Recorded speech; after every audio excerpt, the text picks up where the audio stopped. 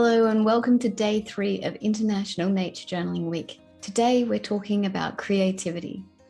Now this doesn't imply some sort of inbuilt talent or artistic leaning. Far from it. We're hoping with this theme is that we can lean into things that are new to us, try different techniques, tools and materials, play, change up the places we focus our attention, look at things with a new perspective. G'day everyone, I'm Kim, and I wanted to share with you 3 of my favourite ways of being creative. I find trying new tools or techniques really fuels my creativity. So try a different pen, or paper, or why not nature itself as your next tool? Switching techniques also helps keep it fresh, such as by zooming in or out, or filling a page with contour drawing. Following a prompt list and joining in challenges might seem limiting, but it helps with decision paralysis and still allows choices to be made. For example, for Inktober, I stuck to using black, grey and white pens that focused my creativity on line width and values, and I didn't have to worry about colour.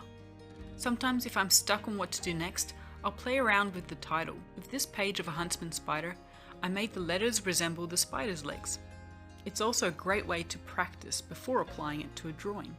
For example, with the pattern of this moth's wings, I first did it in the title. Okay, here's a bonus tip. See what you like in other people's pages, and if there's something inspiring you, why don't you have a go at making your own version? I hope these tips have sparked your creativity, so go have fun nature journaling. Hello, I'm Harshita, and today I thought I'll be talking about colors. Actually not just colors, but living colors. We can see colors of nature in all possible forms in various places. What if the paint that is used in journaling a plant material is made using the plant itself? Isn't it one of the most beautiful experiences? And this brings the journal a whole new story. Natural colors are extremely beautiful and lush.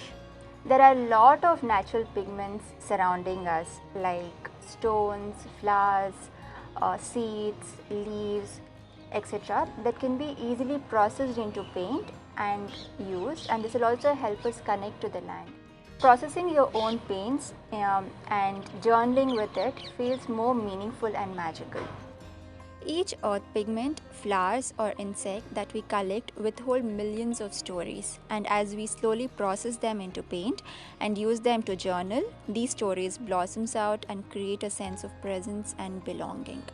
But all we need to do is to train our eyes and listen to our surroundings. And by doing this, we don't just bring the colors of nature alive, but this will also help us to reconnect to the region that we live in.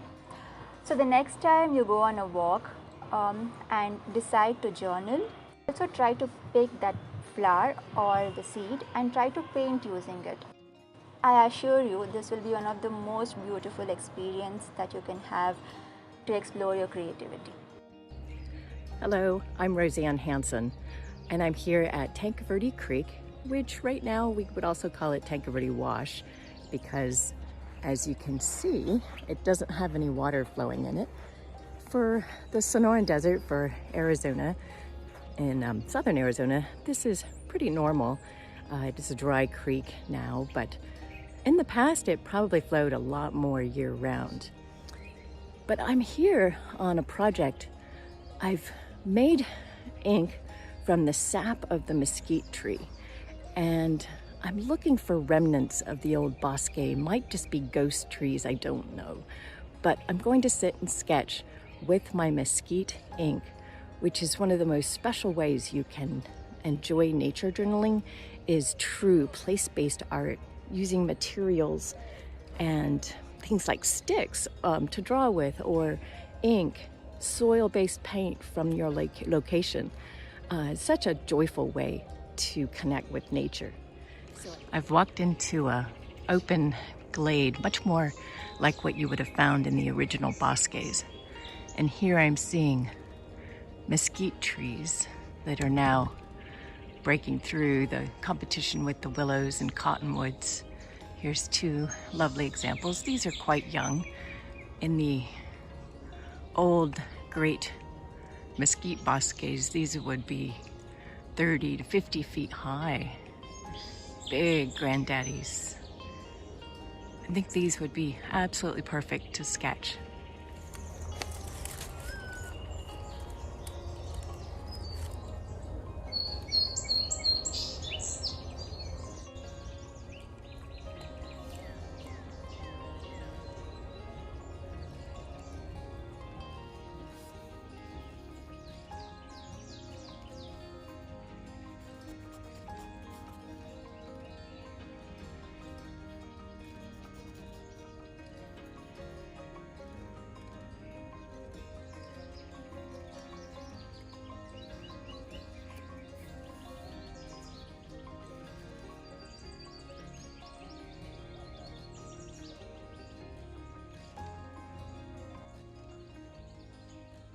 See if you can nature journal today with a new tool or a new technique you haven't tried before.